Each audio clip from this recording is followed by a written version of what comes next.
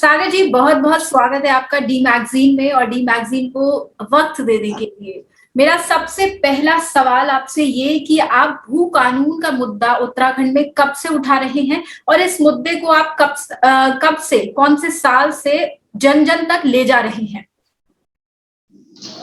नमस्कार, D magazine के दर्शकों को मेरा प्रणाम है और बहुत बहुत धन्यवाद आरुषि जी आपका कि आपने हमें समय दिया।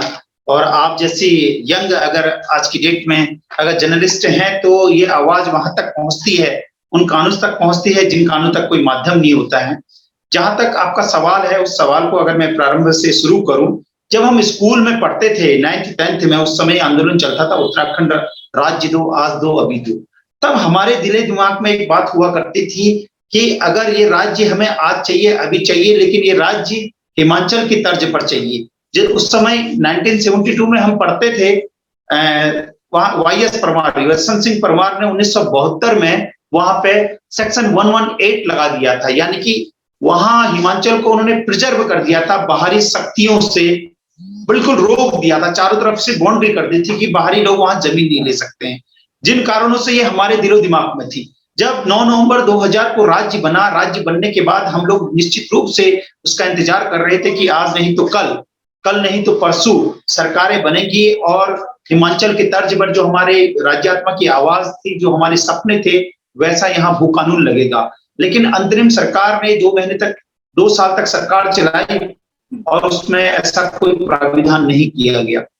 उसके बाद नारद तिवारी की सरकार आई। नारद तिवारी की सरकार को भी 2 साल लग गए इसको लाने में, लेकिन उस 2004 में एक अध्यादेश आया, उसमें नियम नहीं बन पाया। अध्यादेश आया कि 500 मीटर बाहरी व्यक्ति उसमें खरीद सकता है, जबकि नारद तिवारी जी ने ऐसा किया था जो हिमाचल की तर्ज पर था, लेकिन केंद्रीकृत दबाव होने के कारण उसमें 500 मीटर का एक खिड़की, एक विंडो खोला गया।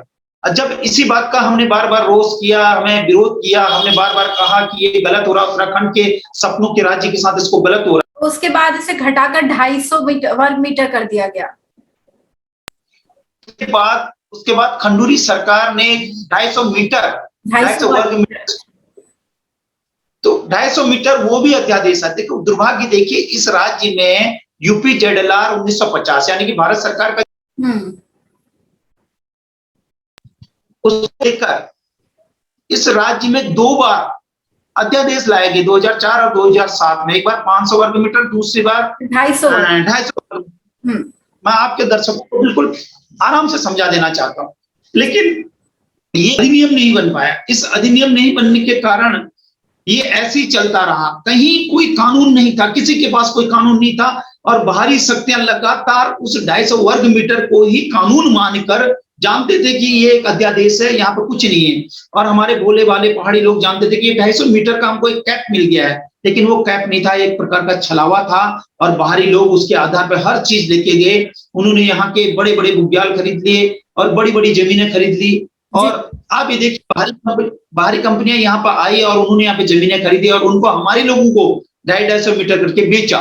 लेकिन दुख तब हुआ, हलाहल विष, समुद्र मंथन से हलाहल विष तब निकला। हम लगातार 2014-15 से इस बात को उठा रहे थे। हलाहल विष 2018 में निकला, जब एक बहुत बड़ा इन्वेस्टर समिट मीट यहाँ पे किया गया और एक बहुत बड़ा साउंड किया गया। इन्वेस्टर समिट मीट का एक बहुत बड़ा हेलोजन का गुब्बारा फुलाया गया ताकि लोगों का ध्यान इधर ना जाए। और जबकि हेलोजन के गुब्बारे में यानी कि इन्वेस्टर समिट मीट में ये कहा गया कि हम यूपी जेडएलआर 1950 का 154 का क ख ग और ख जी, इसका बदलाव करके इन्होंने एक अड़ो लेके आए, अंगो जिसे बोलते हैं। उसमें इन्होंने क्या किया, 12.5 एकड़ की जो रिस्ट्रिक्शन थी उसको खोल दिया, उसको निवेश के तौर पे खोल दिया गया। उसको खोलने के बाद यहाँ जो जितनी मर्जी, वो लिमिटेशन को खोलने के बाद जो जितनी मर्जी उसको खरीद सकता है, ऐसा एक कानून आया। तब से हम बहुत ज्यादा मुखर हो गए, हम इसका विरोध करने लग गए। मैंने घर घर में इसको पहुंचा दिया, घर घर में दरवाजे पे जैसे बच्चे का हैप्पी बर्थडे होता है और उसमें लिखा रहता है हैप्पी बर्थडे, उसी प्रकार से मैंने उस गुब्बारे में टांग के लिखा कि भू कानून हिमाचल की तर्ज पर। जब ये हमने पूरा बना के रखा तो आज हमें मालूम था कि जैसे ही चुनाव का टाइम आएगा, हम मार्च अप्रैल में महोदया, हम मार्च अप्रैल में इसको सड़कों में उतारना चाह रहे थे। हाँ जी, तो मेरा दूसरा सवाल आपसे ये है कि ऐसी क्या जरूरत पड़ी या ऐसा क्या हुआ सरकार की तरफ से, ऐसी क्या बेरुखी आप लोगों को देखने को मिली जिसके बाद आपने भगवान केदारनाथ, भगवान बद्रीनाथ के सामने ज्ञापन सौंपने का फैसला किया? महोदय, 2018 में जब त्रिवेंद्र सरकार ने यहाँ पे एक मंथन करने के बाद जब हलाहल विष निकलने लग गया, प्रत्येक व्यक्ति का दम घुटने लग गया, मैं जानता था, तब भी लोगों ने यहाँ पे उसका विरोध नहीं किया। मैंने अकेला उसका विरोध किया। भू अध्यादेश अधिनियम अभियान ने उसका विरोध किया। यहाँ पे स्पोर्ट्स कॉलेज में माननीय प्रधानमंत्री जी वहां पर आए थे उस इन्वेस्टर समिट मीट में। मैंने कहा कि यहाँ 1,20,000 करोड़ का